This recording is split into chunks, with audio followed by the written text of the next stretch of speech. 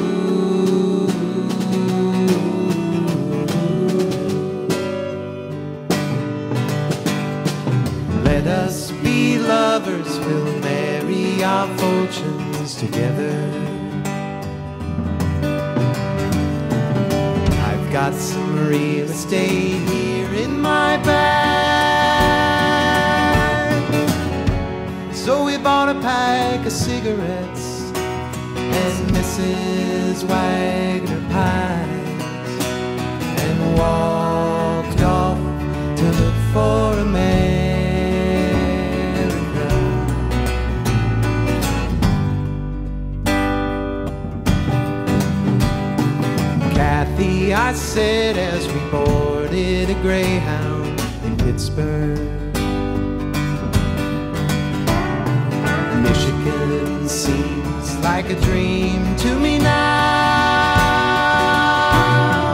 It took me 4 days to hitchhike from Saginaw. I've come to look for America.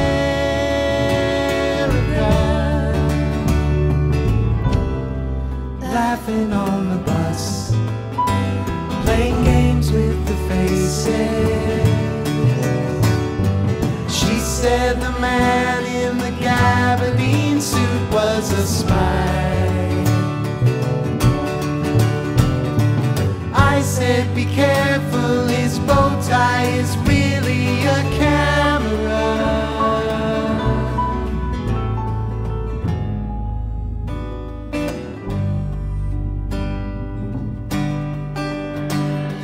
Toss me a cigarette, I think there's one in my raincoat. But we smoked the last one an hour ago. So I looked at the scenery. She read her magazine, and the moon rose over an open field.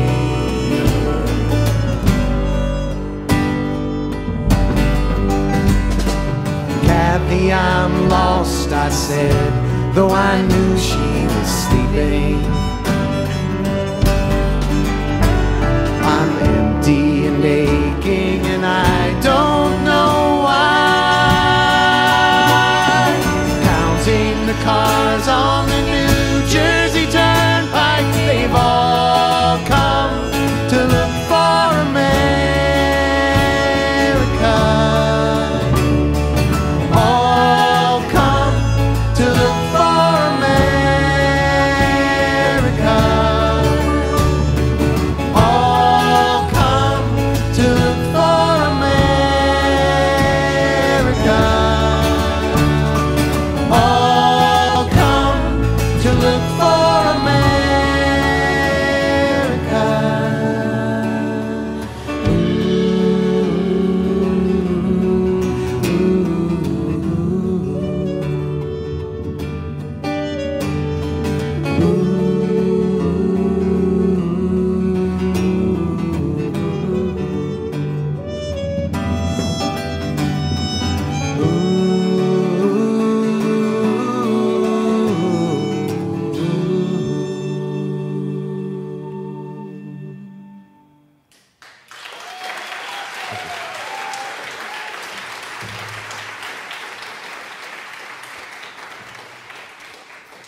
Welcome, everyone. Tonight, it's going to be a slightly different kind of night at the Freight because you're going to hear some great music, and we're also going to talk about how this music works and where its power comes from, how these songs get made and about what they make, about how we use these songs and about how they use us. And along the way, you're going to hear me say some things, they're going to say some things, and we'll hear from some other smart people who've thought about these questions along the way. These are national songs, songs official and unofficial that take the nation seriously, that either celebrate it or chastise it, that elevate it or call it out. How these songs make us feel and how we feel about them exposes our understanding of the nation and our understanding of ourselves as citizens in that nation. Our sense of the U.S. is always some combination of empirical, factual knowledge and abstract knowledge, geography and landscape on the one hand, and a set of moral principles or a sense of home on the other hand.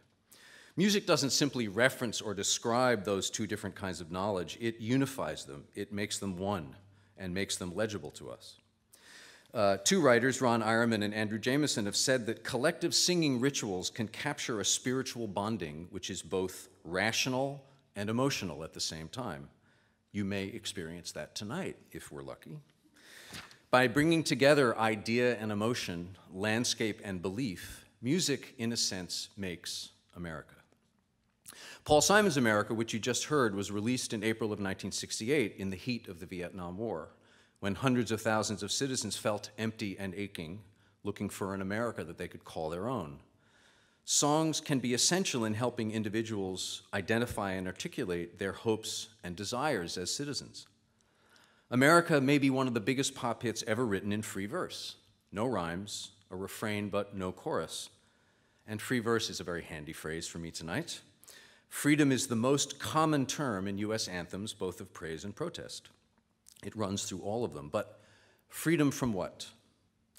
Advocates of freedom from the king's tyranny were the first people called patriots during the Great Britain's 17th century glorious revolution.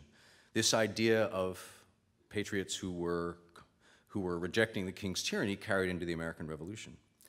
Tyranny can take many forms, of course. Tyranny of colonization, of prejudice, of racism, of poverty.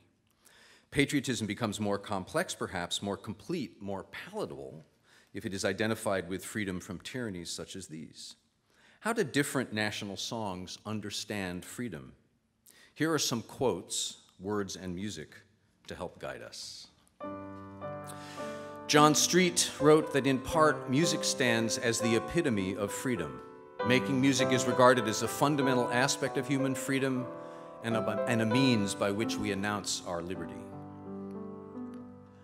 Let music swell the breeze and ring from all the trees, sweet freedom song.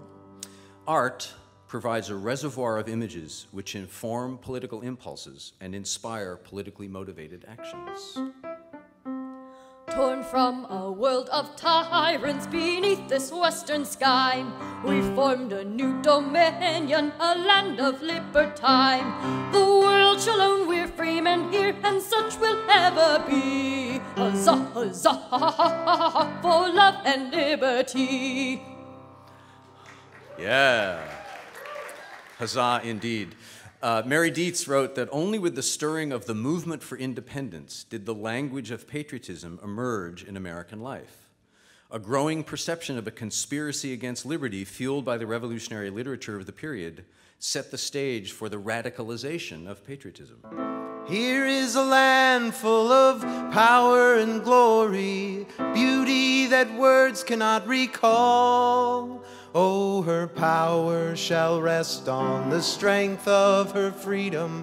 Her glory shall rest on us all, on us all.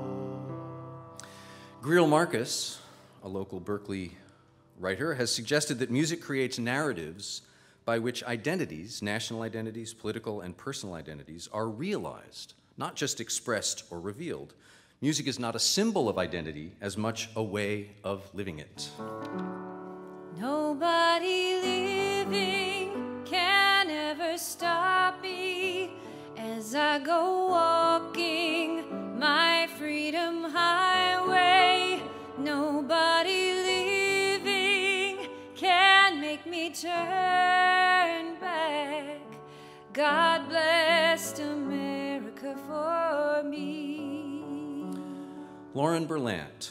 Citizenship is a status that is continually being produced out of a political and economic struggle over who will count as the people. Oh, beautiful for pilgrims' feet, whose stern impassioned stress a thoroughfare for freedom beat across the wilderness.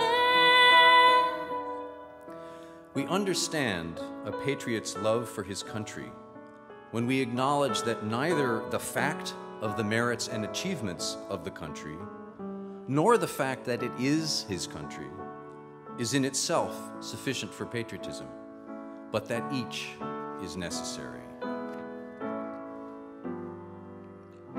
While the storm clouds gather far across the sea, let us swear allegiance to a land that's free.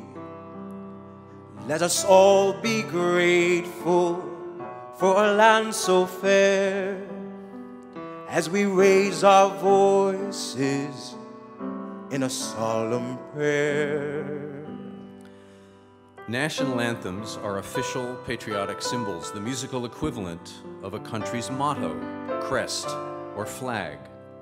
As such, they represent the nation's identity or character, its moods, desires, and goals, as put forth by those in power.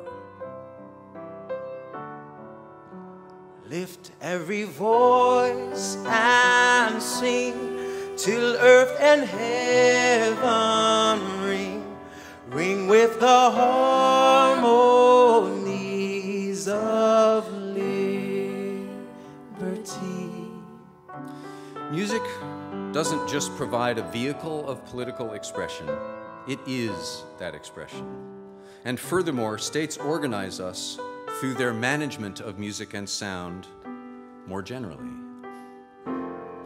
In the beauty of the lilies, Christ was born across the sea, with a glory in his bosom that transfigures you and me. As he died to make men holy, let us die to make men free, while God is marching on.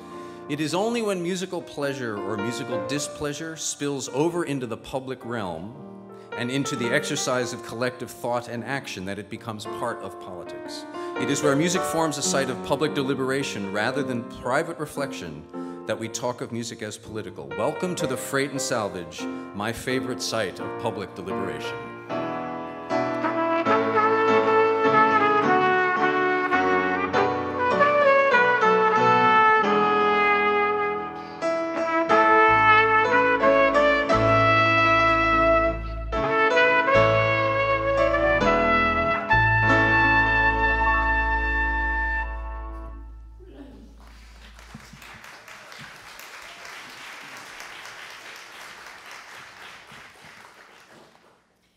Before the Committee on the Judiciary, House of Representatives, 68th Congress, First Session on H.R. 6429 and H.J. Resolution 69, March 20th, 1924. Mr. Linthicum. Gentlemen, Francis Scott Key, who lived in this city, proceeded to Maryland with orders from the president, asking to have his friend Dr. Beans released. He was taken aboard the ship Minden, where he went to consult with the British commander. And owing to the attack which was to be made, he was kept on that ship all night pending the attacks on Fort McHenry. There, during that night, he witnessed these bombs flying from British ships to the fort. From that comes that immortal line, bombs bursting in air. So in suspense, he remained there that entire night, listening to the bombardment of the city where his friends lived, where his relatives lived, listening to the bombardment of the city, which, if it fell, he knew meant the proceeding of the British onto Philadelphia and New York, perhaps the capture of the entire country. There, in great suspense, was born this great anthem, the Star-Spangled Banner. In the early dawn, we can imagine him looking to that little fort to see if the Star-Spangled Banner waved. I can imagine him almost trying to pierce the darkness to discover whether the little fort had fallen or not. Seeing that the Star-Spangled Banner yet waved, he took a pencil and jotted down this immortal anthem, which has stood as the great anthem of the people for more than 100 years. Today we asked Congress to recognize in its official capacity something which should have been done over 100 years ago. It was not only the birth of this anthem, the sentiments surrounding it, but what it meant to the people. At that time, our people were somewhat divided. People were doubtful whether we ought to have declared war. The war, therefore, was not pressed as it should have been pressed. But when the national anthem burst forth and the people began to sing throughout our land, it was worth more than 100,000 bayonets, because it united our people in one solid phalanx for the prosecution of the war. And now to honor America and our servicemen and women stationed around the world, please join in the singing of our national anthem. The anthem will be followed by a Super Hornets flyover by the VFA 122 Flying Eagles from Naval Air Station Lemoore. Ladies and gentlemen, Grammy Award winners, the Dixie Chicks. Oh, say, can you see by the dawn's early light what so proudly we hailed at the twilight's last gleaming, whose broad stripes and bright stars through the perilous fight o'er the ramparts we watched were so gallantly streaming, and the rocket's red glare of bursting in air gave proof through the night that our flag was still there. Oh, say does that star-spangled banner yet wave o'er the land of the free and the home of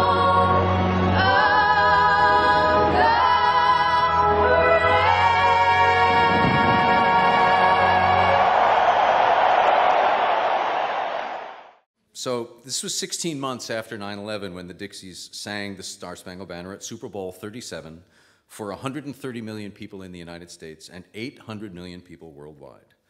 The front page of the New York Times that morning read, Top Iraqi advisor says he believes war is inevitable. Powell exhorting allies. Tensions rising in anticipation of UN inspector's report on Baghdad's weapons. so context is everything. And I gave you the context after the song, just so you knew what people were thinking about that day. Less than 2 months later now, the Dixies would be vilified because lead singer Natalie Maines would tell a London audience that they were ashamed the President of the United States was from Texas. But that, for the moment, is beside the point. Branham and Hartnett say that singing a national song is a statement of citizenship, an enactment of identity and belonging that is either explicit within the lyrics themselves or implicit in the ways that all public performance claims relevancy and legitimacy for the performers. Whether the legitimacy that the Dixies may have gained here in this performance was completely lost or, depending upon the audience, reinforced 7 weeks later. They had become, for many, un-American. Their CDs were burned, they were boycotted on radio, etc. How we witness these national anthems and these national moments is important, and this film showed you many different ways of witnessing. Witnessing and listening itself is a performance, musicologist Simon Frith says. To understand how musical pleasure and meaning work, we have to understand how we, as listeners, perform the music for ourselves. How did you witness this song? How did you perform it? The Super Bowl is a national stage of gargantuan proportions for the spreading of symbols, the dissemination of symbols, and songs are part of that symbolic system. Karen Cerullo says that symbols function to provide motivation, establish an agenda for action, and construct and reveal culture. It's really interesting to me how songs construct and reveal culture. Now, the Super Bowl is the ultimate national stage. It performs the United States to the largest international audience of any TV show. It is local and global propaganda on a grand scale. And as you know, the national anthem and the other songs that are performed have become iconic moments in the Super Bowl as part of that ritual. And baseball is called the national pastime and America's game. Land of the free and home of the mouth-watering Ballpark Frank. Grilled on the flames of liberty and named after our national pastime. Ballpark Franks are made with 100% Angus beef and just a dash of democracy. So when someone asks you, hey, are you free to eat a great-tasting Ballpark Frank this weekend? That's when you say, of course I'm free. I'm an American. Ballpark Franks, so American you can taste it. Oh, that's real. There are about 5 of these. You can look at them on, they have like people dressed up as Lincoln and Jefferson. It's, yeah. And, you know, the taste of democracy. I want to know what democracy tastes like myself. The Star-Spangled Banner was first performed at a baseball game in 1862 and at the World Series in 1918. Now, no national sporting event opens without it. A writer has said that at the center of baseball's symbolic power, there resides a unique language of civil religion, proclaiming that the game can redeem America and serve as a light to all nations, which seems rather grandiose, but think about baseball's role after 9/11. During the Vietnam War, my personal sense of patriotism was tested at the ballpark. For many people unhappy with the war, singing the Star-Spangled Banner was not acceptable, for they felt that it expressed implicit support for militarism and for the official national culture and for the government. I was booed by other fans if I did not put my hand over my heart to sing, and I also recall feeling a sense of pride by taking that stand. If I did decide to sing, when conforming felt safer, I felt a nagging sense of betrayal to the people that were part of my world, who I cared about. It was complicated, as it should have been, and probably the first political decision I ever had to make. The song and the rituals surrounding it were a litmus test for one's personal politics. We might have otherwise kept our beliefs to ourselves, but at the game, in that ritual context, there was no hiding. The act of singing or not singing had consequences, and no one was off the hook. We were all on stage, and our audience was eager to see what we would do. That moment helped me know who I was. It actually, I think, turned me into who I was. The song did more than reference a controversy, it enacted it. Political differences aren't always so accessible. Josh Kuhn reads James Baldwin's story, Sonny's Blues. You gotta listen. One of his characters says, you gotta find a way to listen. Freedom lurked around us, and I understood at last that he could help us to be free if we would listen, that he would never be free until we did. Oh, beautiful for spacious skies, for amber waves of grain, for purple mountain majesty above the fruited plain.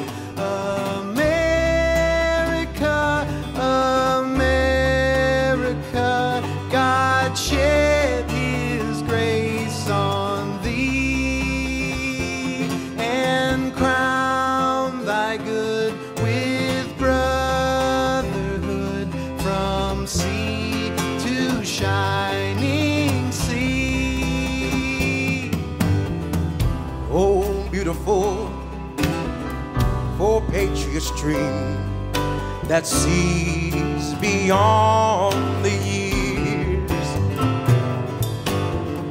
Thine alabaster cities gleam, undimmed by human tears. America, America, God shed His grace on thee and crown thy good with brotherhood from sea to shining sea. The poem America the Beautiful was written in 1893 by Katharine Lee Bates after a trip to the top of Pikes Peak with her friend, fellow teacher, and life companion, Catherine Coleman. Bates said, "It was then and there, as I was looking out over the sea-like expanse of fertile ground, spreading away so far under these ample skies, that the opening lines of the hymn floated into my mind." Bates was proud to call herself a patriot, and in her poem, she challenges the nation to rise to a certain set of standards. Its cities undimmed by tears, practicing brotherhood from sea to shining sea. It was published in 1911 in her collection America the Beautiful and Other Poems, which also included bitter criticisms of the United States for its actions in the Philippines during the Spanish-American War. We've set the torch to their bamboo town, and out they come in a rush. Little brown men with spears. Shoot! Down they go in a crush. The flag that dreamed of delivering shudders and droops like a broken wing. Silvery rice fields whisper wide, how for home and freedom their owners died. Oh, beautiful for pilgrims' feet, whose stern impassioned stress a thoroughfare for freedom beat across the wilderness. America, America, God meant thine every flaw. Confirm thy soul with self-control, thy liberty in law.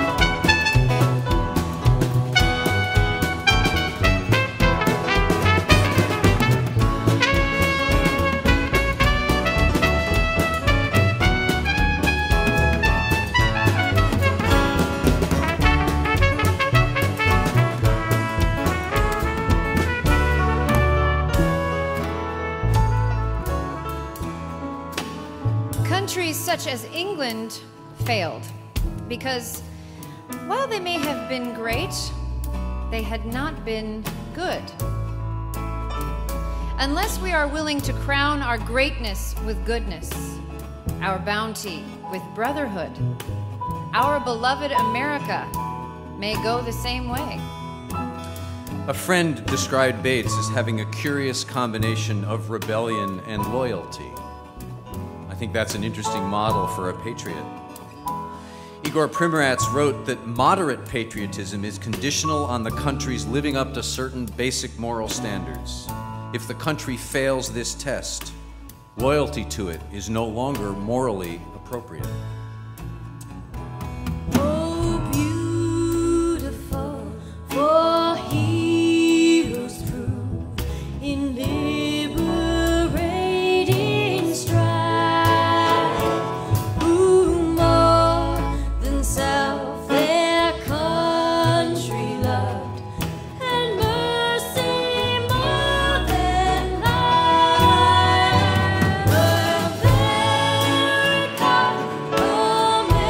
America, may God thy glory find, till all success be nobleness, and every gain divine. Oh, beautiful, the spacious skies, more than the waves of grain, the purple mountain majesties among the fruits it plain. America, America, God shed His grace on thee, and crown thy good with brotherhood from sea to shining sea, and crown thy good with brotherhood from sea to shining sea.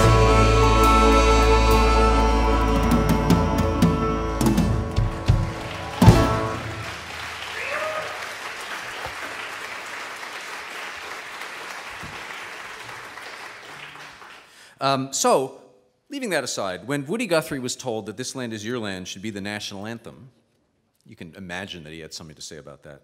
He said the best way to ruin a song was to make it official. His song, by the way, was a direct response to Irving Berlin's God Bless America, of which Woody was not fond, and he really didn't like hearing Kate Smith sing it on the radio all the time. National songs put forward a feeling of permanence, which can be comfortable and reassuring, or disconcerting.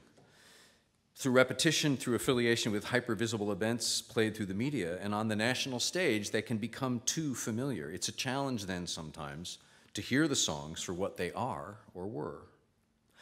Coca-Cola, as you may know, used America the Beautiful in a commercial that appeared on the 2014 Super Bowl broadcast. It was sung in 7 languages, accompanied by images of a multicultural America. The backlash was entirely predictable. A script that could have been written in advance, spoken by people we could have predicted were going to speak it. Coke, it seemed, had violated an unwritten law that you don't mess with these national calling cards. The song seemed the perfect vehicle for the debate. The ad was provocative to some and perfectly acceptable to others, which demonstrates again how high-profile performances of national songs can highlight fault lines in the national psyche. In this controversy, I think it's important to notice that it was the official and pastoral song, the one that it became, that was in play more than the original, which bore the marks of Bates' moral patriotism. The likes of Rush Limbaugh and Alan West found themselves championing a song that I suspect that they weren't aware or didn't want to acknowledge was written by a lesbian socialist. The complexities of the original were not pertinent, perhaps not even available. The sentiments Katharine Lee Bates expressed in her poem have been to a great extent lost or written over or recalibrated by the state as the song has become iconic and official.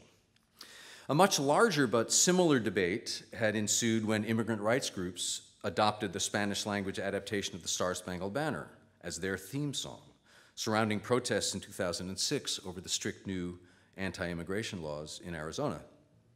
You reimagine these songs at your peril, because in fact, you can't deny the fact that they matter. They matter to people, and they're consequential. Ownership of national songs, official and unofficial, is contested and competitive.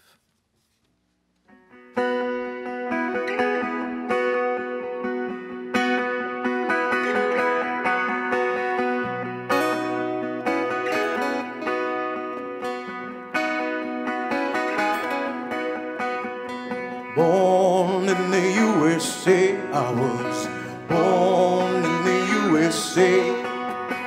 Born in the USA. I was born in the USA. Bruce Springsteen's 1984 hit caught the attention of conservative political strategist George Will, who was working on Ronald Reagan's re-election campaign. Will and Reagan decided that the song was just the ticket to help Reagan get re-elected, and they adopted it for the campaign. They didn't hear through the celebratory chorus to the dissatisfaction and disillusionment embedded in the verses. Born down in the dead man's town, the first kick I took was when I hit the ground.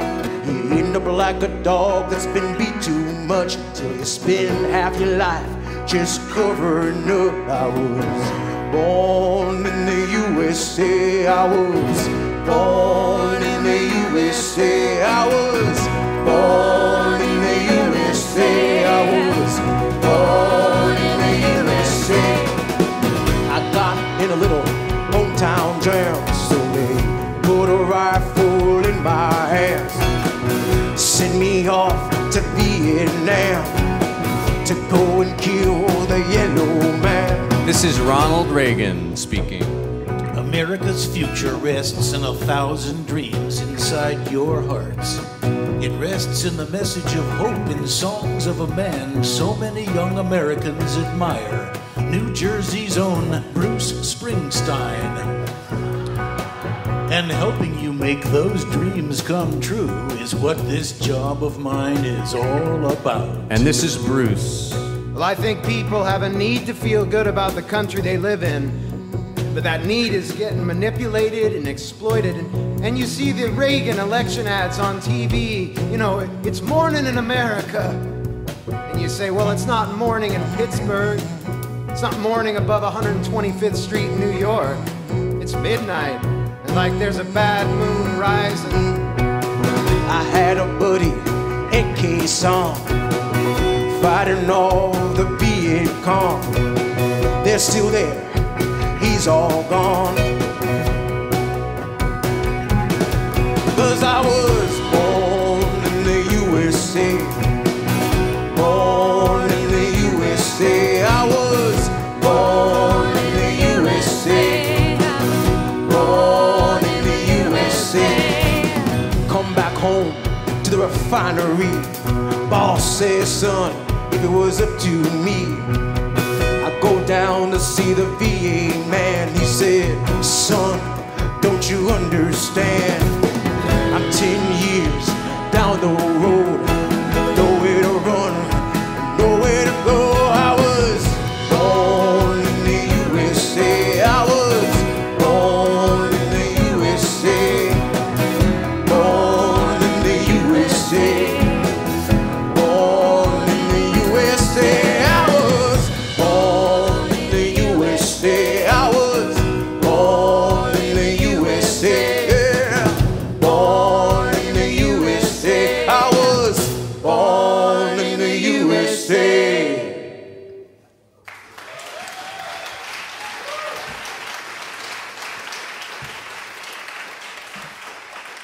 Reagan, of course, won in a landslide, with all but 13 of the total electoral votes. To quote musical satirist Tom Lehrer, he may have won all the battles, but we had all the good songs.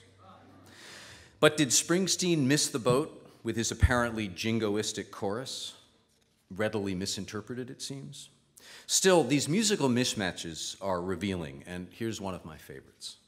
Anita Bryant titled her 1966 Vietnam-era album of patriotic songs, My eyes have seen the glory. Bryant was a Southern Baptist, a two-time Miss America contestant in the late 50s. In 1966, she participated in a rally in Atlanta for an organization called Affirmation Vietnam, founded by students fed up with student protests.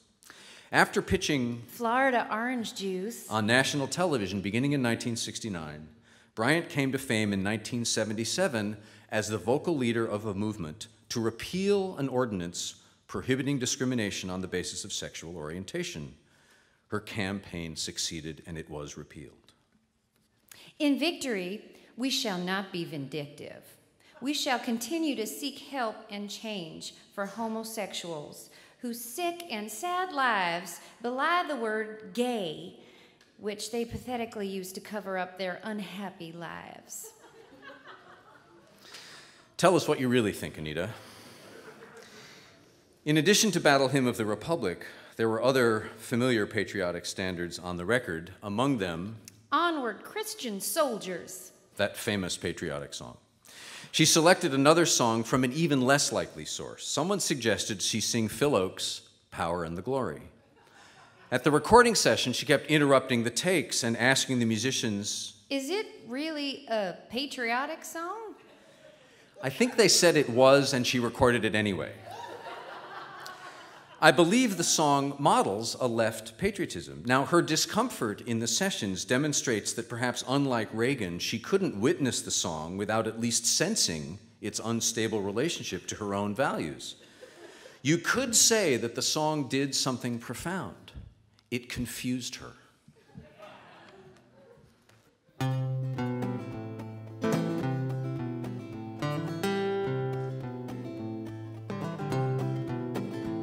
Come and take a walk with me through this green and growing land. Walk through the meadows and the mountains and the sand. Walk through the valleys and the rivers and the plains. Walk through the sun and walk through the rain. Here is a land full of power and glory, beauty that words cannot recall. Oh, her power shall rest on the strength of her freedom. Her glory shall rest on us all, on us all.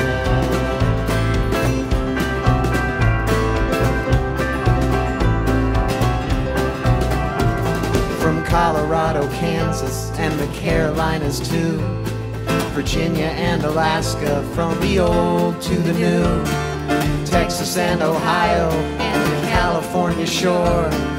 Tell me, who could ask for more? Here is a land full of power and glory, beauty that words cannot recall. Oh, her power shall rest on the strength of her freedom. Her glory shall rest on us all, on us all.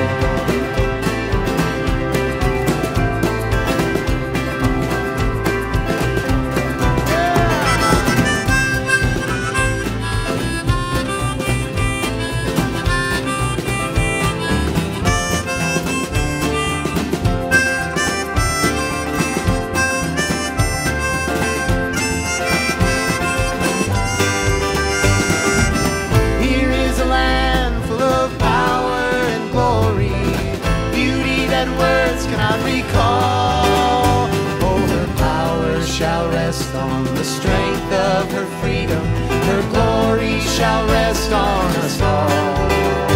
Yet she's only as rich as the poorest of her poor, only as free as the padlocked prison door, only as strong as our love for this land, only as tall as we stand. Here is a land full of power and glory, that words cannot recall. Oh, her power shall rest on the strength of her freedom. Her glory shall rest on us all. Us all. Her power shall rest on the strength of her freedom. Her glory shall rest on us all. On us all. Us all, on us all.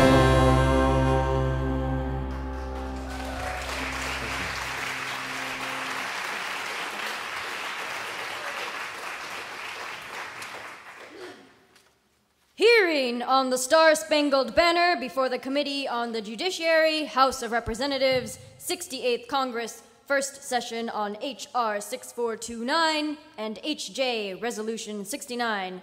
Mr. Hersey. I want your opinion on another point.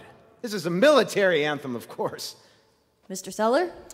I should say it would be, yes. Well, in the age in which we live, striving for peace with other nations and peoples and among ourselves, do you think it is exactly proper to adopt a national anthem, which is a military anthem? It is not military in that sense. It is not military in the sense that it arouses military furies or military passions. Every song of patriotic spirit is military. Oh, no. Every national anthem is military in a way. You mean of other nations? Yes. That is no reason why we should adopt a military anthem. I do not for one moment imagine that if a child were to sing the Star-Spangled Banner, they would be aroused in its mind feelings of passion akin to war. I just want your views. I do not think that it would have that effect. There have been a great many other songs, but somehow or other, this song simply endures. It is deathless. It keeps on and on and on, and I'm sure that we would do well by giving it official recognition as our national anthem. And so they did.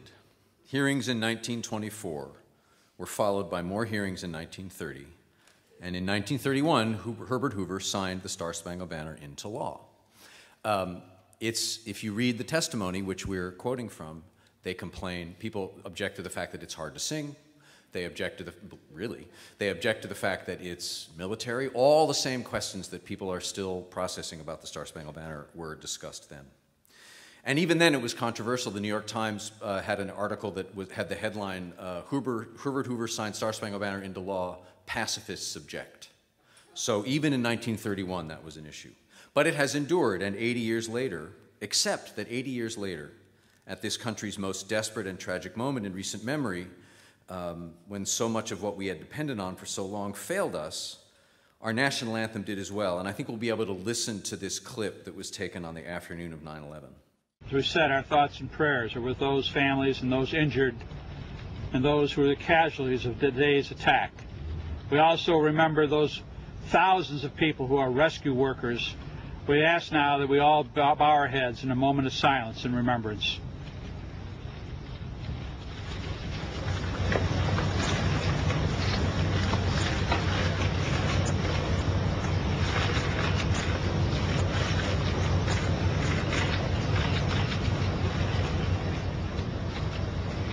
Thank you.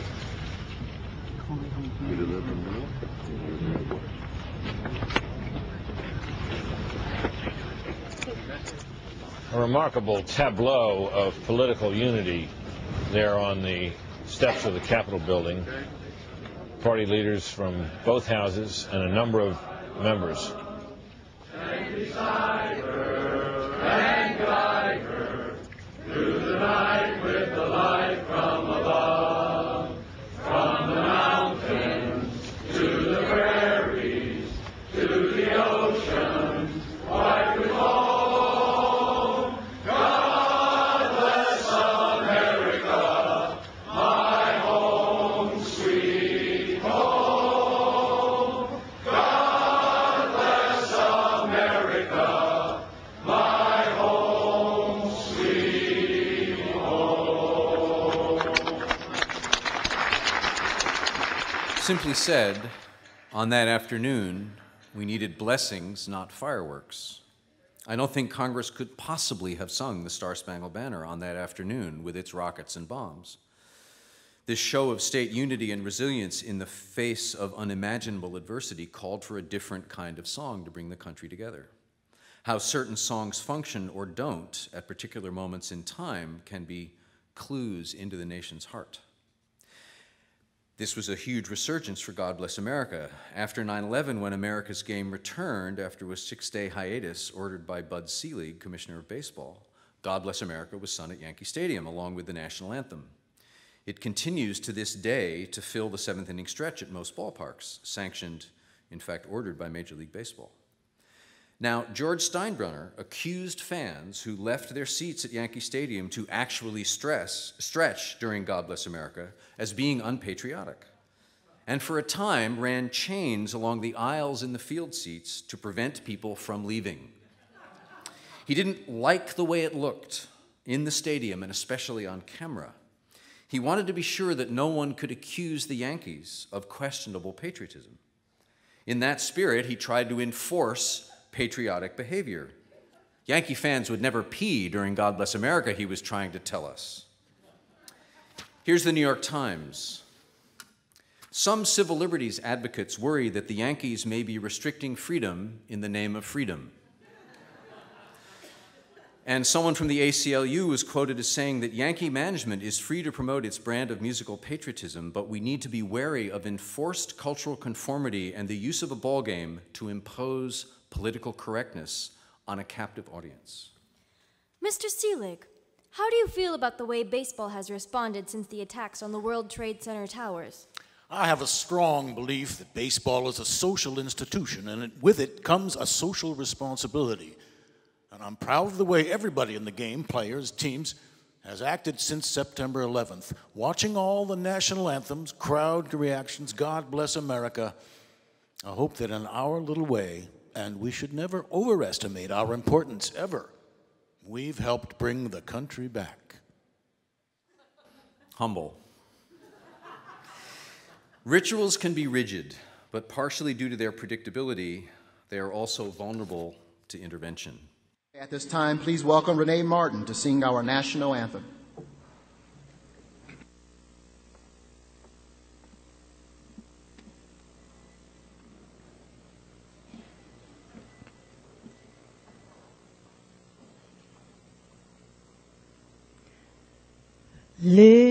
Lift every voice and sing till earth and heaven ring, ring with a harmony of liberty.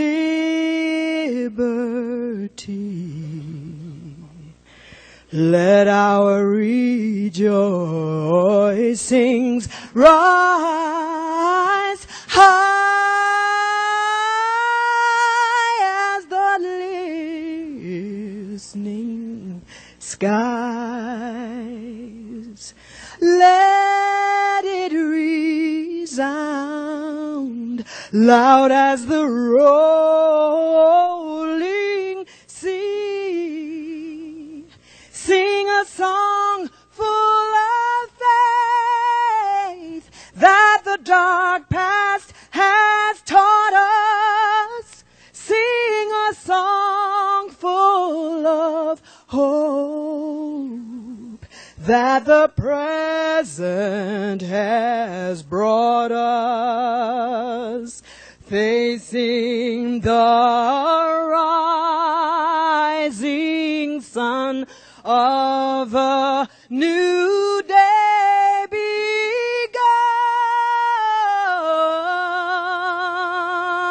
Well, let us march on till victory is won.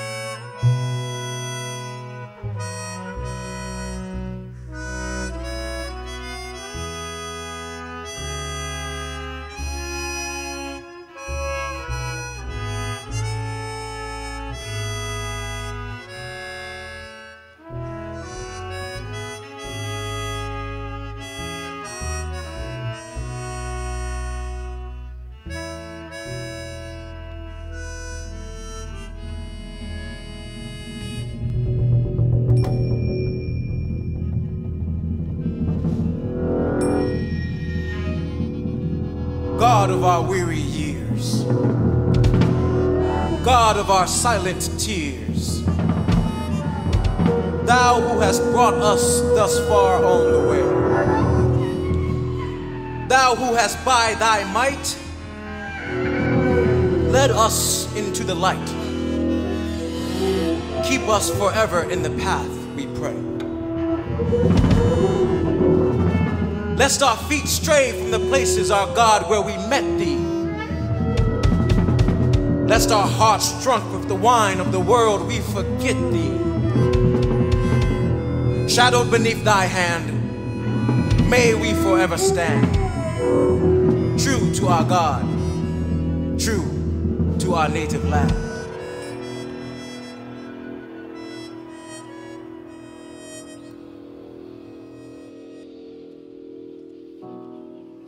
In 1900, writer James Weldon Johnson was asked to give an address at a Lincoln's birthday celebration at a public school in Jacksonville, Florida. He wrote a poem instead, first performed by 500 schoolchildren. He turned the poem into a song with music by his brother Rosamund. The spirit of the poem had taken over me, he later said. That song filled a need and quickly spread across the South. 19 years later, the NAACP named it the Negro National Anthem, Lift Every Voice and Sing. Many people have stories about this song. Throughout his early life, curator Charles Blockson was uncomfortable singing the Star-Spangled Banner. It isolated him from his own history. It weighed on him at Penn State when, as an athlete, he would hear it played at all the games. He recalled attending a game in 1955, the year Emmett Till was murdered. As the university band played the Star-Spangled Banner and tens of thousands of voices rose, I soothed my soul and offered balm to my consciousness by humming, Lift Every Voice and Sing. With all that was happening in the South, I could give solidarity with my voice in a small way by humming the song.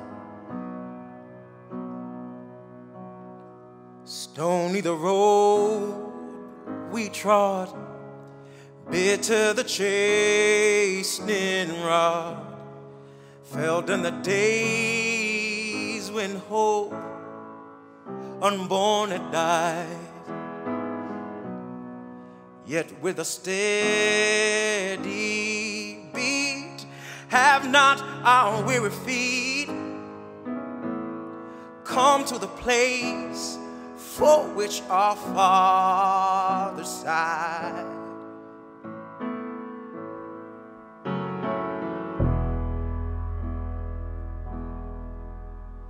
We have come over a way that with tears has been watered.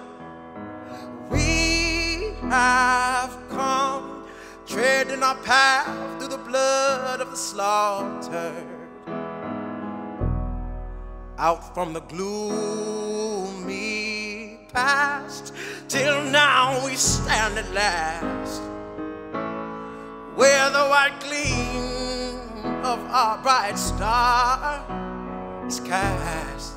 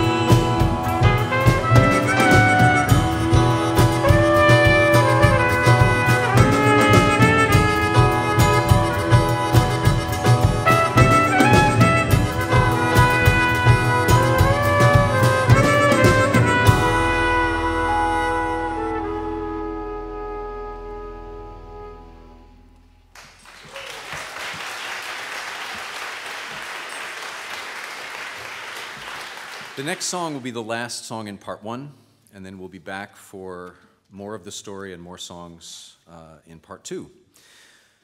Sometimes being inside a system of power is the best way to know it, and sometimes stepping out from under it is the only way to see it clearly.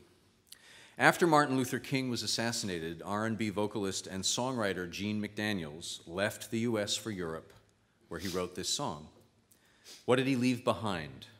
2 assassinations, the Democratic Convention in Chicago, over 500,000 US troops in Vietnam, People's Park, SDS, Nixon elected, the Weathermen, Stonewall, and the hits just kept on coming.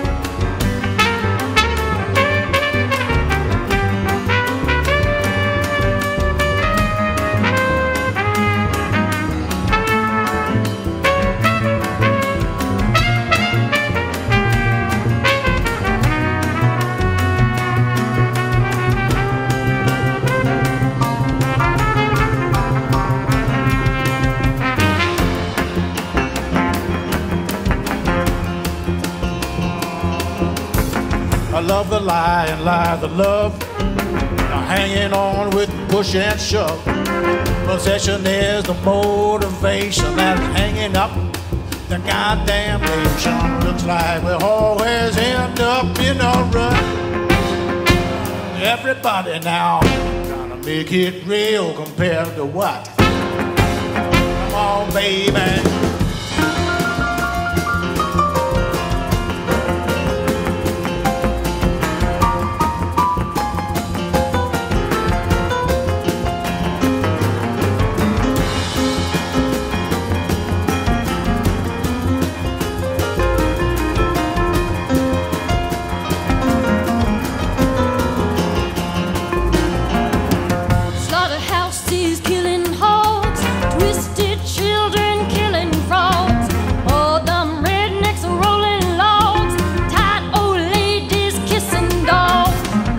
The human love of that stinking mud.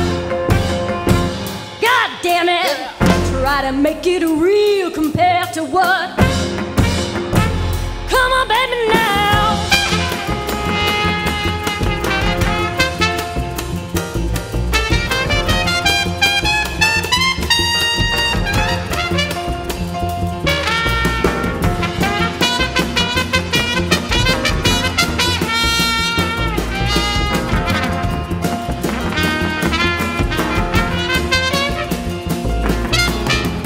President, he's got his war.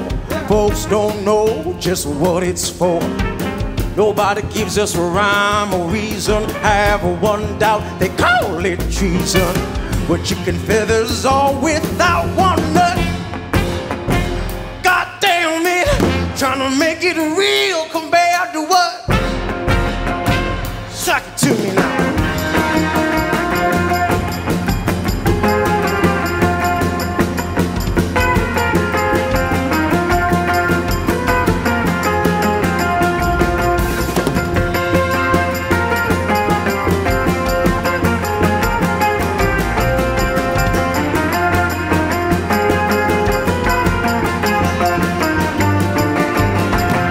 on Sunday, keeping an eye, trying to duck the wrath of God. The preachers filling us with fright, they all trying to tell us what they think is right. They really got to be some kind of nut. I can't use it, trying to make it real compared to what? Come on, baby, now.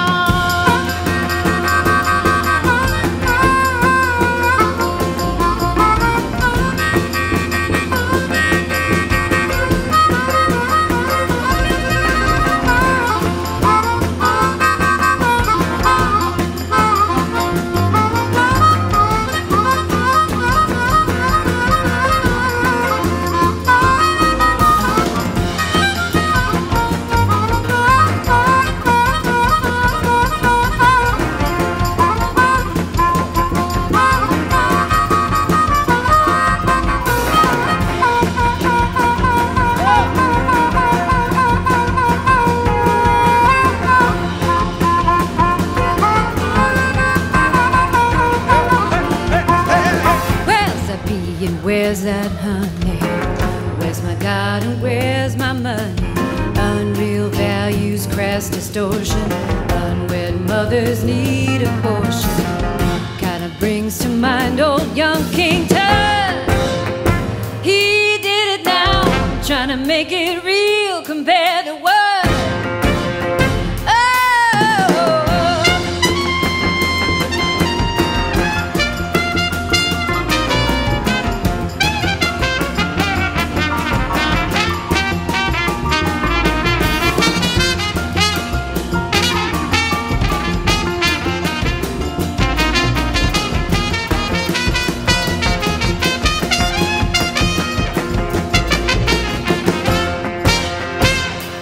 Make it real compared to what?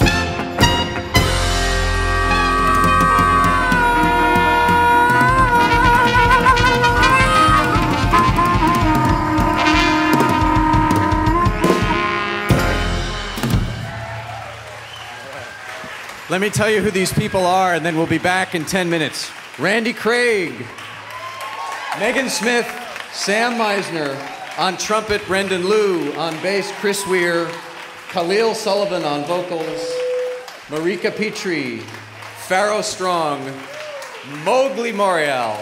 I'm Peter Glazer. We'll be back. Thank you.